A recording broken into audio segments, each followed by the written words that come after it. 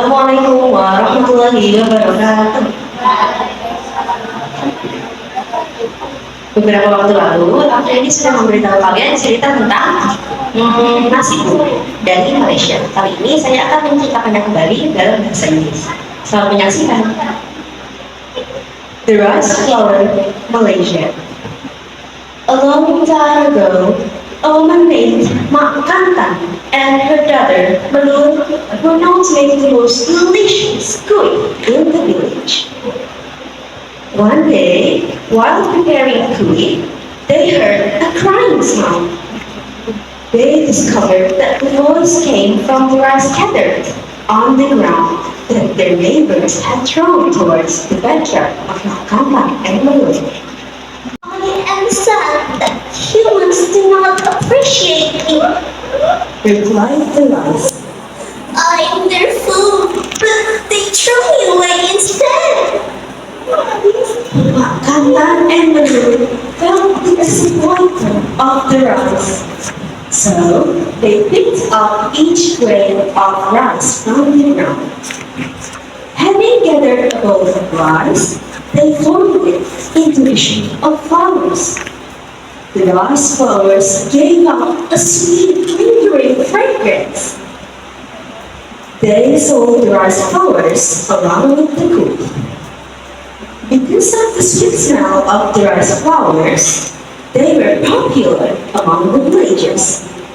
From then on, Mak Kantan and Melur would save all the leftover rice from their neighbors to make rice flours that they sold at the market. One day, Mak Kantan wanted to present the rice flour to the king, Raja Amrul Alam. However, the guards stopped them at the palace gates. Those rice flowers are not beautiful enough for the king, said the guards as they closed the gates. While Mak Kantan and Melur were at the palace gates, the princess, Putri Puspasari, was walking around the garden. What sweet smelling air, Putri Puspasari said with delight.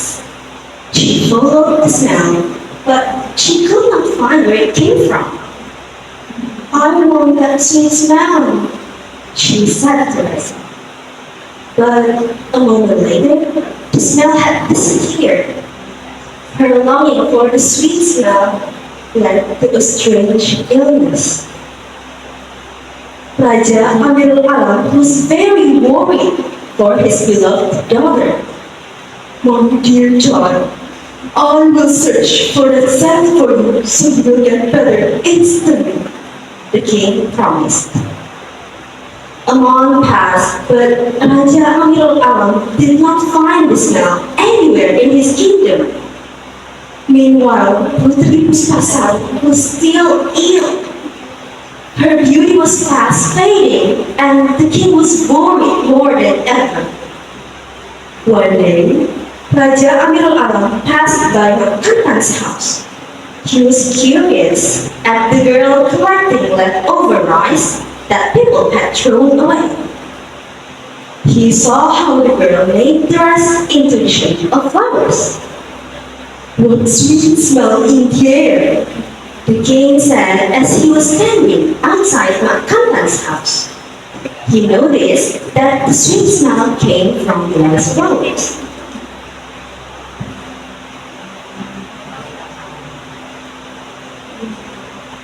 My child, tell me about the story of the rice flowers and the sweet smell they give, the king asked. Melur told him the story of how they made rice flowers from the leftover rice. This impressed the king very much.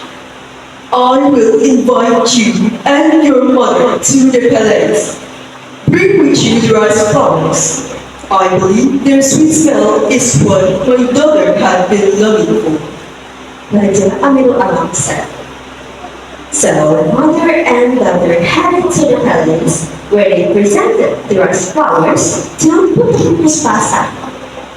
This is indeed the sweet smell I wanted, exclaimed the princess.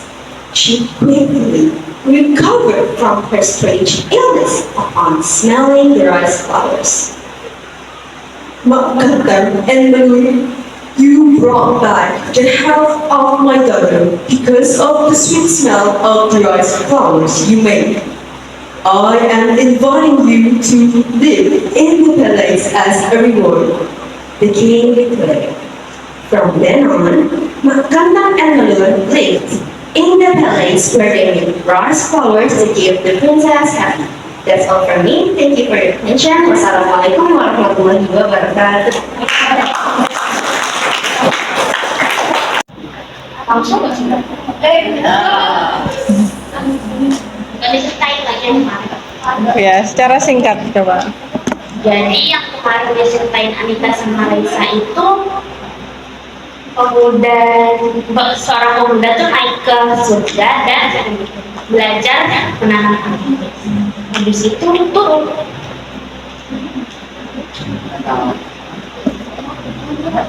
Langsung saja.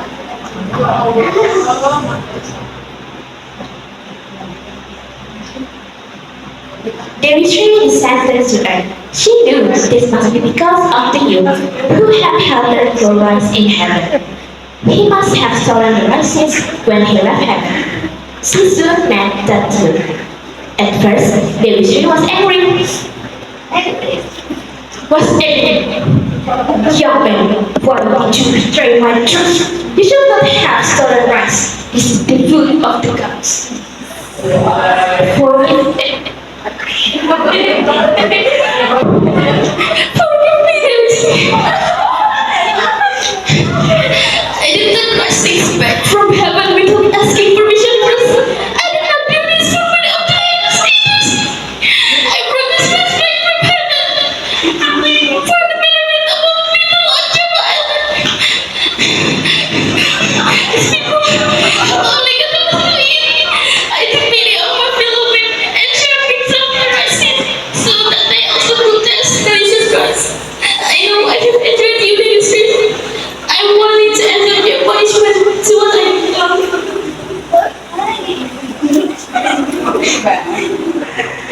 Dewi Sri's anger subsided.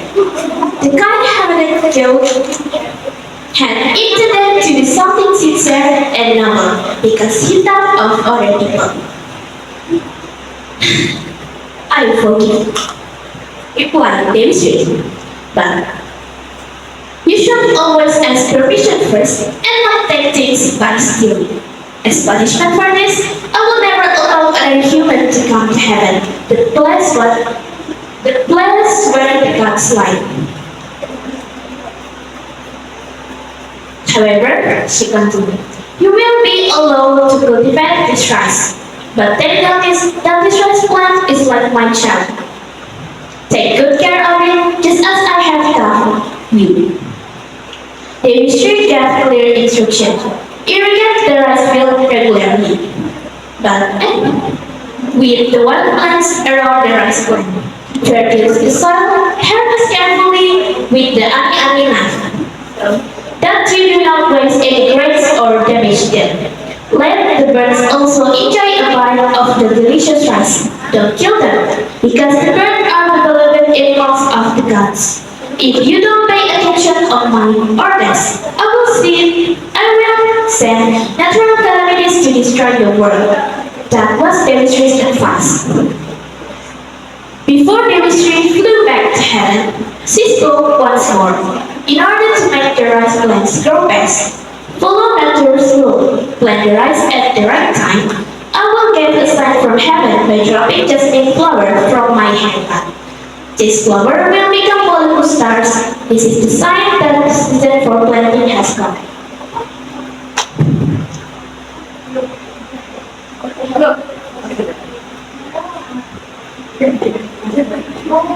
Dewi Sri turun ke bumi.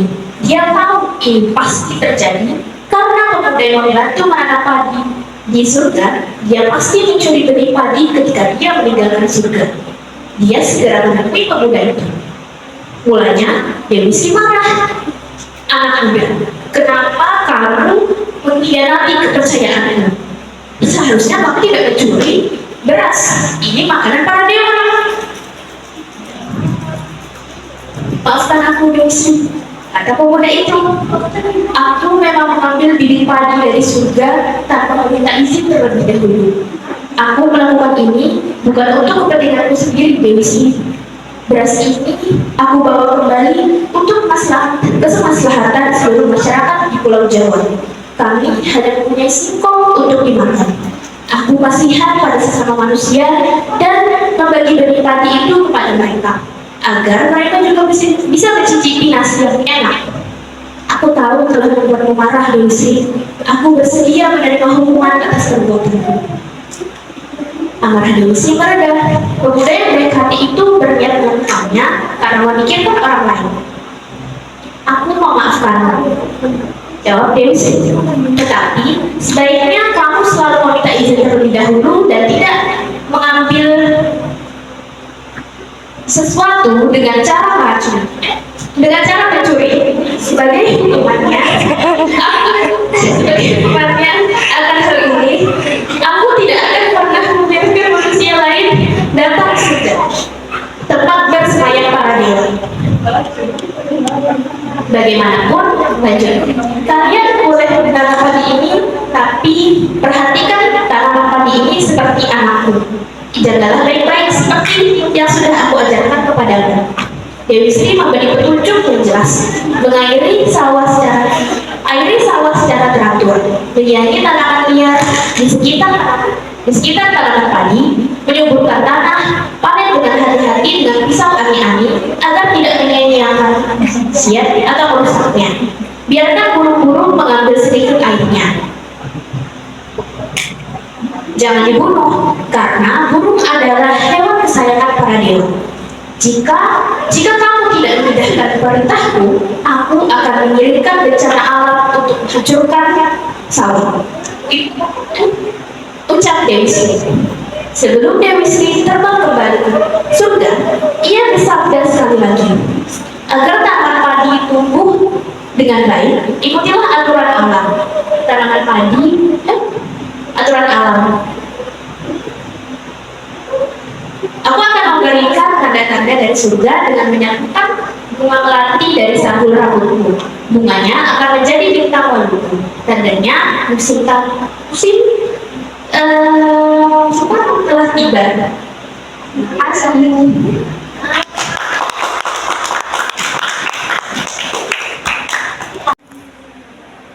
Okay, ladies and gentlemen, welcome back to storytelling section. So today we are going to enjoy a performance from Singapore. Please enjoy.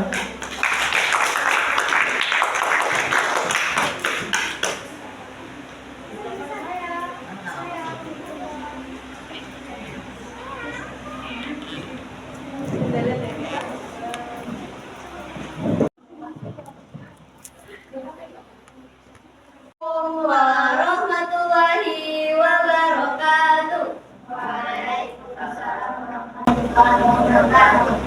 Hello, my name is Tessa. And my name is Lulu. So, we will tell you about Singapore, the Lion City. Enjoy.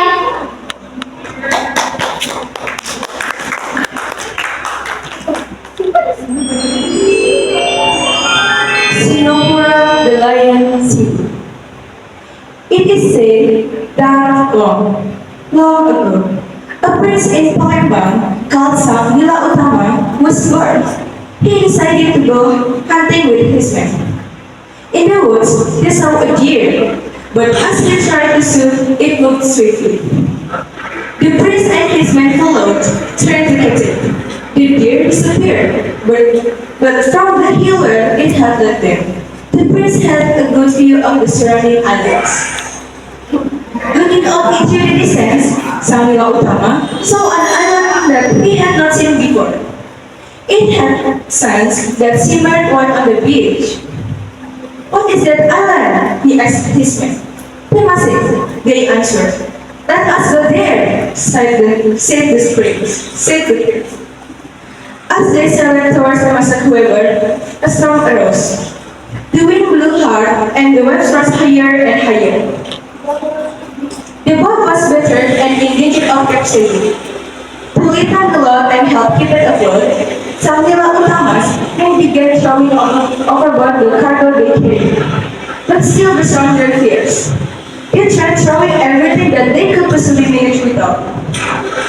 He knew their lives were more important. However, the boat continued to sink. One of his trusted advisors said to Samuel Utama, "Throw your car overboard. It is the heaviest thing left on board." Perhaps the advisor had remembered that old story that said that Samuel Utama was one of the descendants of the sea king's daughter.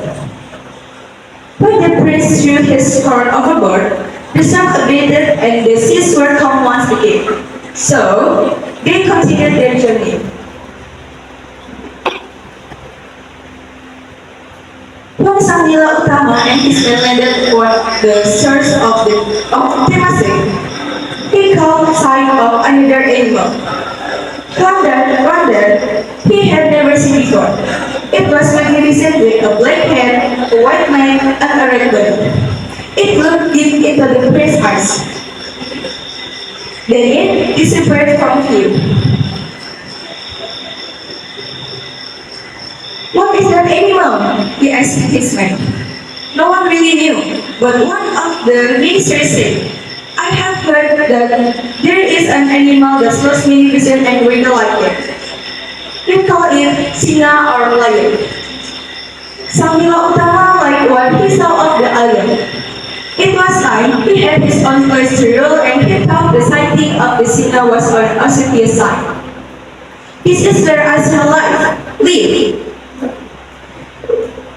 He said, we shall call this place Singapore or Lion City. And there, they say it's how Singapore was its name."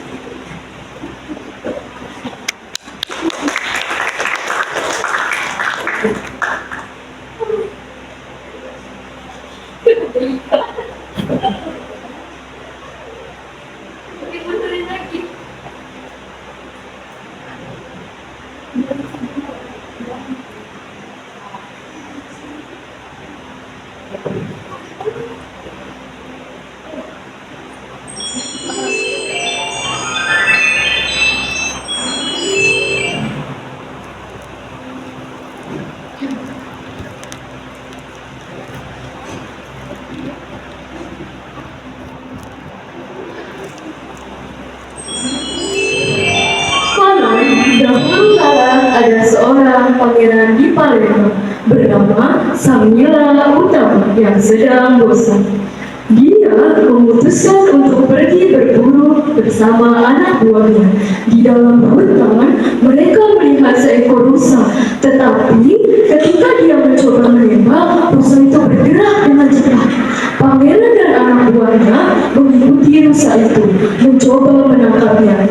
Rusa itu menghilang, tapi dari bukit tempat rusa itu membawa mereka, sang pangeran dapat melihat pulau-pulau di sekitarnya. Terlihat dari kejauhan, Samnila Utama melihat sebuah pulau yang belum pernah ia lihat sebelumnya. Pasirnya putih berkilau di pantai. "Pulau apa itu?" dia bertanya pada anak buahnya. Temasek jawab mereka, "Ayo kita pergi ke sana." Namun saat berlayar menuju Temasek, badai muncul, angin bertiup kencang dan ombak semakin tinggi. Perahu itu rusak parah dan terancam terbalik. Untuk meringankan muatan dan membantunya tetap mengapung, anak buah Samnila Utama mulai membuang muatan yang mereka bawa ke laut. Tetapi tetap saja badai semakin dahsyat. Mereka mencoba mengeluarkan segala sesuatu yang mungkin bisa mereka lakukan tanpa itu. Namun perahunya terus tenggelam. Salah satu penasehat terpercaya berkata pada Samnila Utama, "Buanglah kamu ke laut, itu adalah penyakit berat yang tertinggal di kapal." Mungkin sang penasehat teringat cerita lama yang mengatakan bahwa Samnila Utama adalah salah satu keturunan Raja Laut. Ketika sang pangeran melemparkan mahkotanya ke laut, badai mereda dan laut kembali tenang. Jadi mereka melanjutkan perjalanan. Ketika Samila Utama dan anak buahnya mendarat di tepi pantai, ia melihat seekor binatang lain yang belum pernah ia lihat sebelumnya. Ia luar biasa dengan kepala hitam, leher putih dan tubuh merah. Itu menatap jauh ke dalam mata Samila Utama lalu menghilang dari pandangan. Hewan apa itu? Dia bertanya pada anak buahnya. Tidak ada yang tahu kecuali salah satu dari para menteri berkata, saya pernah mendengar bahwa ada seekor binatang yang tampak menakutkan dan anggun seperti itu. Mereka menyebutnya singa. Samila Utama menyukai apa yang dilihatnya di pulau itu. Sudah waktunya dia memiliki miliknya sendiri, tempat untuk memerintah, dan menurutnya penampakan singa itu merupakan salah satu tanda keberuntungan. Disinilah saya akan tinggal, katanya. Kami akan menyebut tempat ini Singapura atau kota singa, dan menurut mereka itu adalah asal mula Singapura mendapatkan namanya.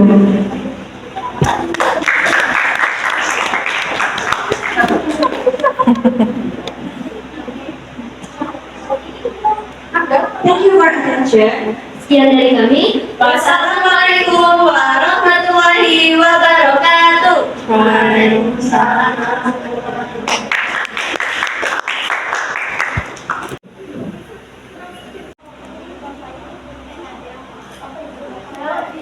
Assalamualaikum warahmatullahi wabarakatuh. I'm Siva. I'm Raya. I'm Mani.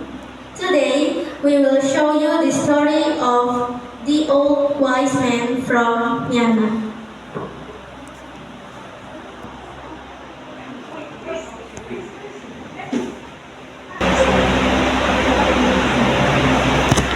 The old man reasoning Myanmar. One day, while an old man was planting small saplings of mango plants along the fence of his house, a prince happened by. The old man offered mango fruit to the prince. Your Highness, may I present a ripe mango to you? Asked the old man. Thank you, Grandpa, said the prince. This is delicious. Thank you so much. May I ask you a question, Grandpa?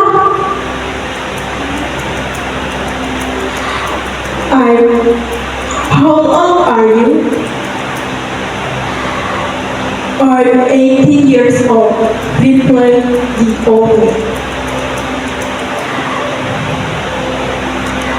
I saw you planting the sapling of mango plants when I got here, but I thought you will never get enjoy the fruit of those mango trees you are planting today. Why are you bothering to do all the work? Asked the prince. The old man paused for a moment, and then beside his reply, those delicious mango that you have eaten come from the tree that my grandfather planted for my father and for me. Now I'm planting the sapling of mango plants, the work of which will be enjoyed by my son and grandson long after I'm gone.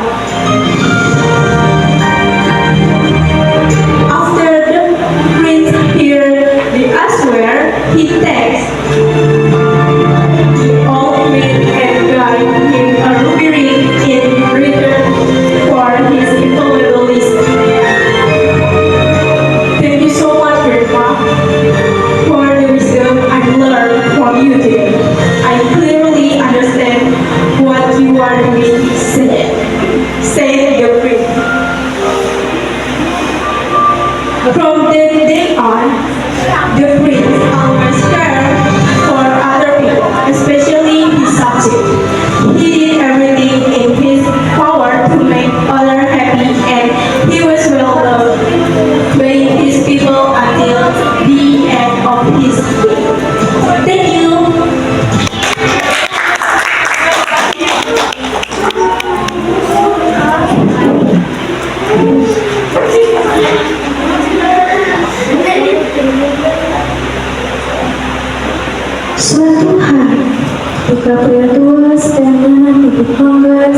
pergi.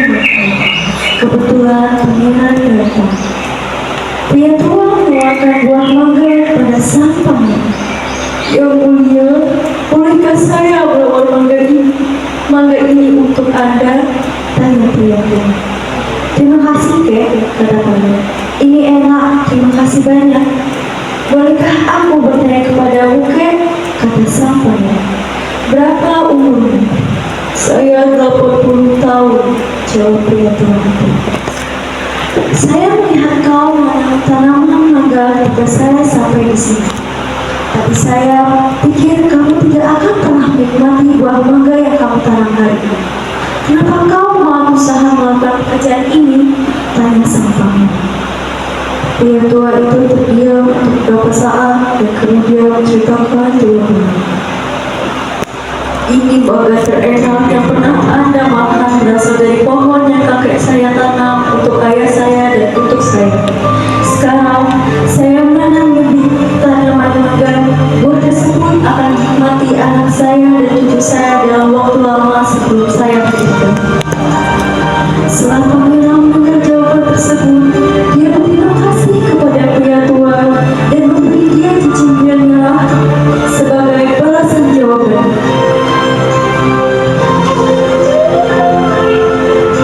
Terima kasih banyak, kakek, atas kebijaksanaannya. Aku belajar darimu hari ini.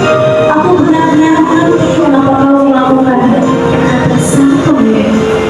Sejak hari itu, pangeran selalu peduli kepada orang lain, terutama rakyatnya. Dia membuka semua dengan kekuatannya untuk membuat semuanya bahagia, dan dia dicintai banyak orang sampai akhir hayat.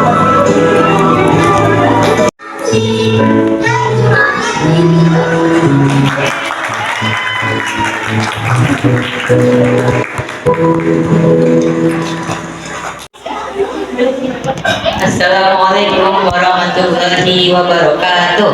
Waalaikumsalam warahmatullahi wabarakatuh. I'm Haliza. I'm Feby. We will tell you a story from Philippines about why the sea is salty. Enjoy.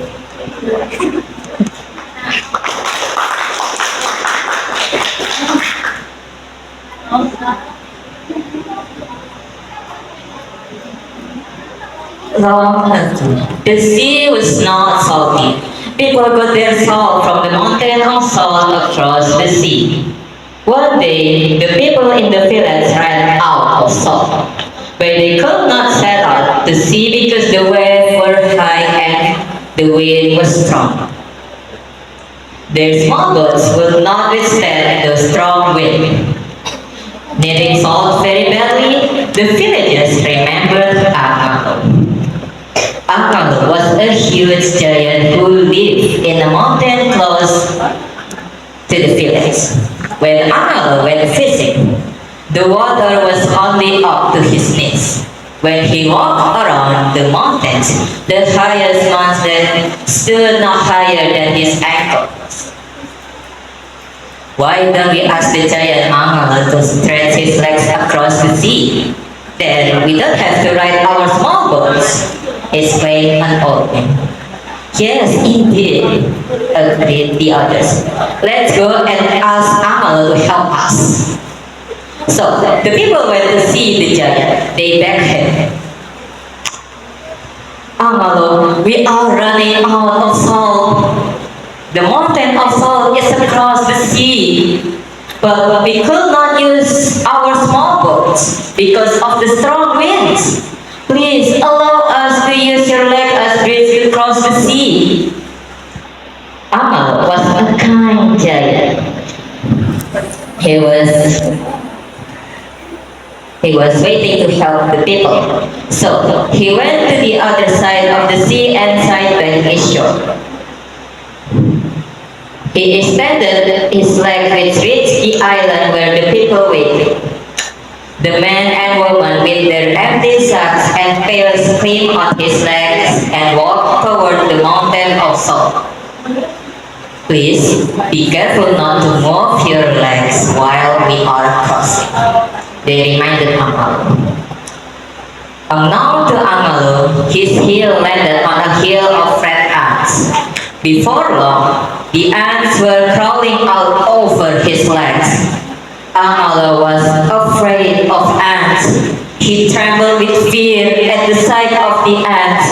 He closed his eyes and waited until the last villager reached the other side of the shore. Then he quickly bent his knee and washed the red ants with sea water. Amala was relieved. Soon, the villagers came back with their sacks and pails full of salt. Put back your leg now, Amala. We are ready to go home, the man shouted.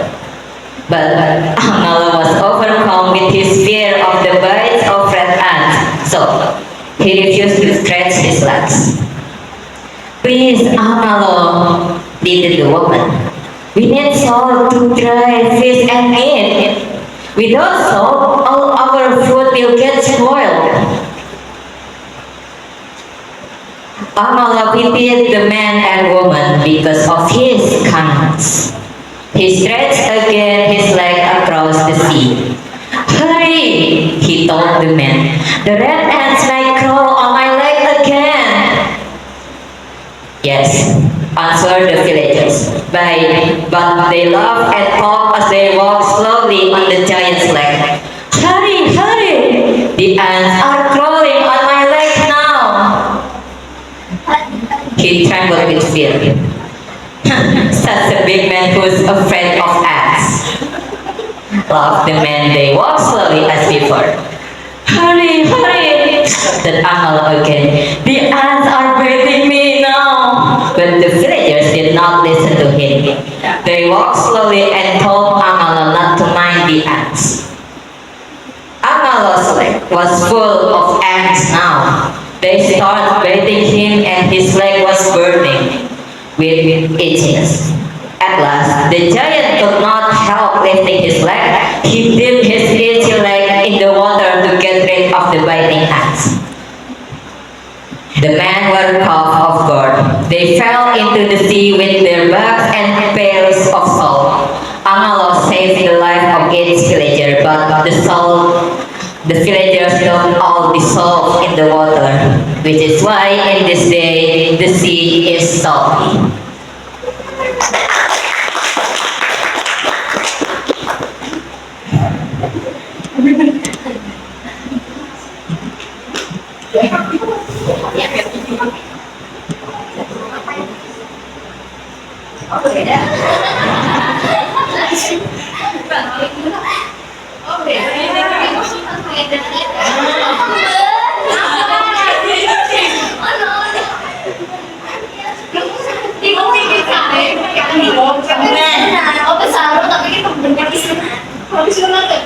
Habis air. Senangnya naik banget. Gak nyampe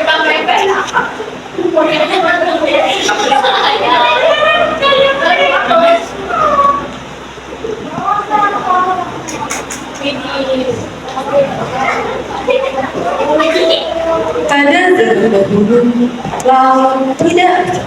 Orang-orang mendapatkan garam dari gunung ke arah seberang laut. Suatu hari, orang-orang di desa kehabisan garam, tetapi mereka tidak bisa melewati laut karena ombak yang tinggi dan anginnya kuat. Perahu kecil mereka tidak bisa menerjang angin yang kuat. Mereka sangat memerlukan akan garam. Penduduk desa mengingat Allah adalah seorang raksasa besar yang tinggal di sebuah gunung dekat desa. Ketika Allah sedang memancing, airnya hanya setinggi lututnya. Ketika dia berjalan di sekitar pegunungan, gunung yang paling tinggi berdiri tidak setinggi mata kakinya. Kenapa kita tidak menanyakan ke raksasa amal untuk meluruskan kakinya buat menyeberang lautan? Jadi kita tidak harus menaiki perahu kecil kita. Seorang lelaki tua berseru, ya benar-benar, yang lain juga setuju. Ayo pergi dan bertanya ke Amal untuk membantu kita. Orang-orang pun pergi bertemu raksasa. Mereka memohon kepadanya, Allah, kami sedang kehabisan garam. Gunung garam ada di seberang laut. Tapi kita tidak bisa memakai perahu kecil kita karena angin yang kuat. Tolong izinkan kami untuk memakai kakimu menjadi jembatan untuk menyeberang lautan. Angalo adalah raksasa yang baik hati. Dia ingin membantu orang-orang. Jadi mereka pergi ke sisi lain laut dan duduk di pantai. Dia meluruskan kakinya sampai ke pulau di mana orang-orang menunggu. Laki-laki dan perempuan dengan karung kosong dan ember memanjat kakinya dan berjalan ke arah gunung garam. Tolong berhati-hati untuk tidak menggerakkan kakimu ketika kita menyeberang. Mereka meninggalkan kamu. Hal yang tidak diketahui Angalo, tumit dia menyentuh tanah di atas bukit semut merah. Semut-semut itu bergerak di atas seluruh kakinya. Angalo takut dengan semut. Dia bergetar dan ketakutan. Ketika melihat semut, dia menutup matanya sampai Angalo merasa lega. Tak lama kemudian, penduduk desa kembali dengan karung dan ember. Taruh kembali kakimu sekarang, Angalo, kami siap pulang, teriak orang-orang itu. Tapi Angalo masih diliputi rasa takut akan gigitan semut. Jadi dia menolak untuk meluruskan kakinya. Tolong Angalo, tolonglah para wanita.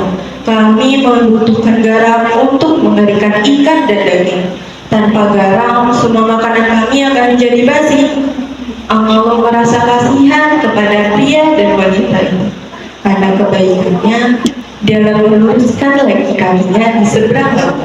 Cepat, dia berkata kepada pria itu, semut-semut merah mungkin akan melayani kakimu lagi.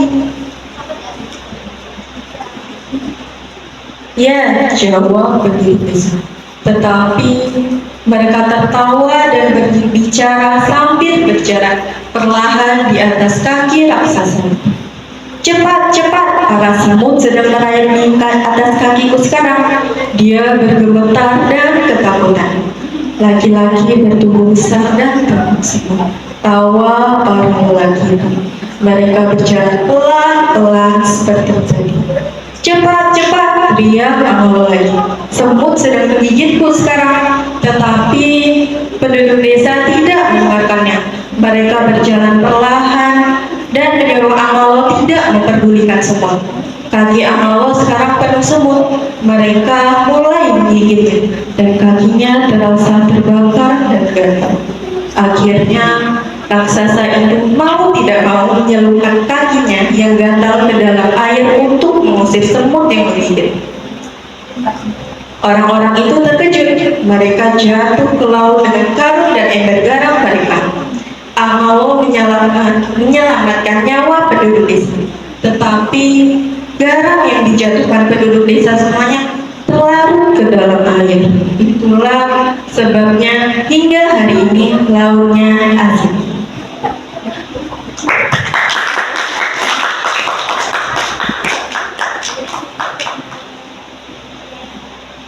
Thank you for watching and wassalamualaikum warahmatullahi wabarakatuh. Waalaikumsalam warahmatullahi wabarakatuh.